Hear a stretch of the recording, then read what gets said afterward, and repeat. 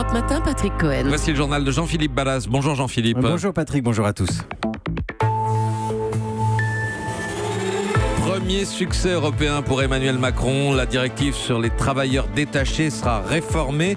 Un accord a été trouvé hier soir entre Européens. Récit dans un instant. Les autres titres. 8 milliards d'euros dans les caisses de l'État, c'est le retour très lucratif des repentis fiscaux en France.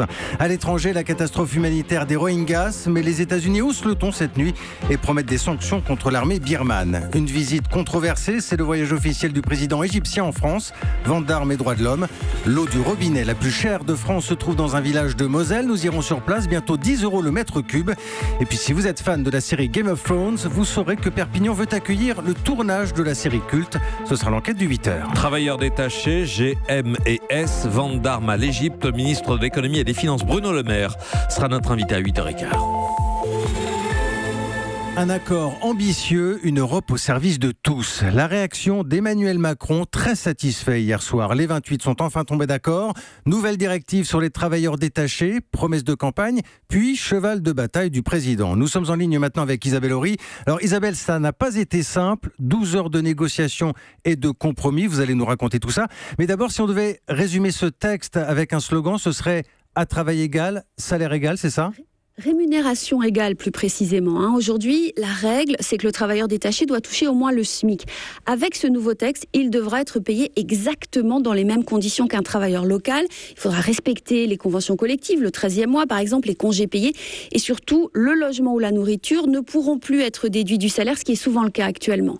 Ça, c'est l'avancée majeure de ce texte, celle qui réduit les avantages comparatifs du détachement aux yeux d'un employeur. La seule différence qui reste, ce seront les cotisations sociales. Mais ça, c'était acquis avant les dernières heures de négociation d'hier. Hier, la France a surtout bataillé pour obtenir qu'on limite le détachement à 12 mois. C'était une promesse de campagne d'Emmanuel Macron. Alors, il y a une part de symbolique dans ce chiffre, car la moyenne du détachement en Europe, c'est moins de 4 mois. Mais l'Élysée explique que les fraudes au détachement sont plus importantes pour les contrats les plus longs. Au final, Paris a obtenu 12 mois, mais avec des dérogations jusqu'à 18 mois. Évidemment, pour arriver à ce résultat, il a fallu faire des compromis, comme toujours au niveau européen. Tout n'est pas parfait. Le transport routier ne sera couvert que plus tard. Le texte entrera en vigueur dans 4 ans au lieu de 3, comme le voulait le gouvernement. Mais c'était le prix à payer pour obtenir une majorité large, incluant certains pays d'Europe de l'Est. Notre correspondante européenne, Isabelle Horry. Le respect des droits de l'homme, essentiel pour l'Égypte. Déclaration du président Al-Sisi dans le Figaro ce matin. Visite officielle en France, mais pas de quoi convaincre plusieurs ONG qui dénoncent un pouvoir répressif et somment Emmanuel Macron de mettre fin à une scandaleuse tolérance vis-à-vis de l'Égypte. Europe 1, il est 8h03. Également dans l'actualité ce matin, ces résultats spectaculaires publiés par la Cour des comptes. Ils concernent les repentis fiscaux. Bonjour Nicolas Barré. Bonjour Jean-Philippe. Directeur du journal Les Échos. Alors on parle de ceux qui étaient partis à l'étranger, qui avaient des comptes illégaux et qui sont finalement revenus en France via une cellule de régularisation, c'est comme ça qu'on dit.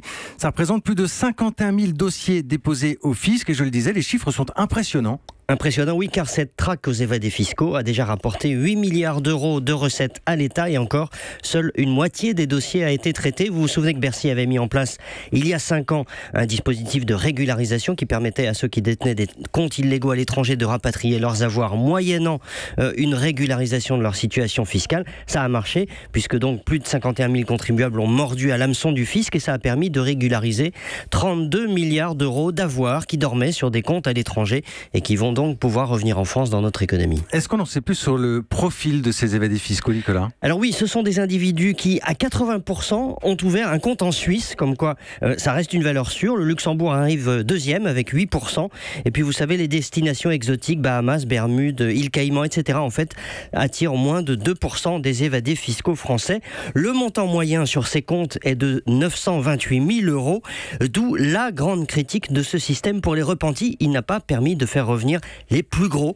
D'ici la fin de l'année, pourtant, le guichet sera fermé. Pour la suite, le fisc compte sur la coopération internationale et l'échange de données bancaires afin de traquer les évadés fiscaux. On a conclu des accords avec une centaine de pays, pas sûr cependant que ça rapporte autant. L'éclairage de Nicolas Barré, directeur du journal Les Échos. Rien, ils disent qu'ils n'ont rien obtenu. Les représentants de GMS, déçus après leur passage à l'Élysée hier, ils ont été reçus par 3 conseillers. La justice a validé il y a 1 mois et demi maintenant la reprise de l'équipementier avec 120 emplois maintenus sur 276. À l'étranger, c'est l'une des infos de la nuit, le sort des Rohingyas et Washington qui hausse le ton. Les États-Unis annoncent des mesures punitives contre l'armée birmane. Plus de 800 000 Rohingyas ont déjà trouvé refuge au Bangladesh dans des conditions extrêmement difficiles. Et autant le dire, Justin Morin, le massacre continue. Oui, effectivement. D'ailleurs, les mots entendus aux Nations Unies l'illustrent. Situation intenable, cauchemar. Ces mots résonnent sans avoir effectivement de conséquences. D'après les ONG qui travaillent au Bangladesh, des milliers de réfugiés sont toujours bloqués à la frontière. Ceux qui réussissent à passer se retrouvent entassés dans des camps, notamment celui de Kutupalong. 800 000 personnes devenues en un mois le plus grand au monde. À leur arrivée, les témoignages continuent de cibler l'armée birmane, toujours coupable aujourd'hui selon des pires exactions. Assassinats, tortures, viols, villages brûlés. Alors face à cette épuration ethnique, les États-Unis réagissent enfin avec des mesures punitives, vous le disiez, mais l'ONU, elle reste impuissante. Toutes les résolutions sont bloquées par le veto chinois qui ne souhaite pas que la communauté internationale empiète sur sa zone d'influence. L'Union européenne fait à peine mieux. Elle condamne mais n'agit pas, ce que dénonce Camille Cuisset de l'ONG Info Birmanie. Elle réclame des sanctions ciblées contre les chefs militaires. C'est le gel de leurs avoirs à l'étranger, c'est une interdiction de voyager, une interdiction de visa, alors que l'Union européenne a seulement suspendu les invitations des responsables haut gradés. Aujourd'hui, on est dans un moment où on ne peut plus attendre et il faut qu'il y ait une pression pour de réelles mesures. Et les ONG appellent aussi à la mise en place d'un embargo sur la vente d'armes et à renforcer en urgence les fonds d'aide humanitaire. Justin Morin. La politique en France, à gauche, le PS cherche un nouveau premier secrétaire. Les grandes manœuvres commencent. Bureau national ce soir, élection prévue en février ou mars de l'année prochaine. D'ici là, les socialistes travaillent sur le refrain de « Toi non plus, tu n'as pas changé ». Maxence Lambrec. Les contributions, les motions, les courants, le vocabulaire socialiste n'a pas changé. La salle des conférences de presse non plus, sauf qu'elle est vide. Il y a plus de permanents que de journalistes. La seule caméra présente, c'est celle du PS. Bien sûr, on n'est pas audible. C'est clair, on n'est pour l'instant pas audible. Isabelle Tisse-Saint-Jean participe à la direction collégiale. Elle-même va publier sa contribution en vue du congrès. Comme les anciens fidèles de Benoît Hamon, de Manuel Valls, de François Hollande. Chacun son couloir. Les éléphants ont disparu, mais leurs habitudes demeurent. Mais le Parti socialiste est une immense institution.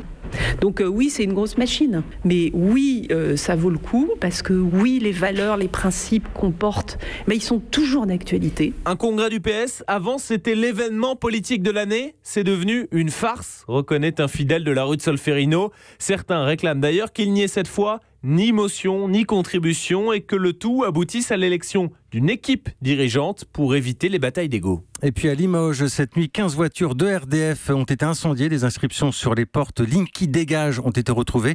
L'enquête a été confiée au SRPJ de Limoges. Déjà le mois dernier, ce sont 5 véhicules de la gendarmerie qui avaient été incendiés.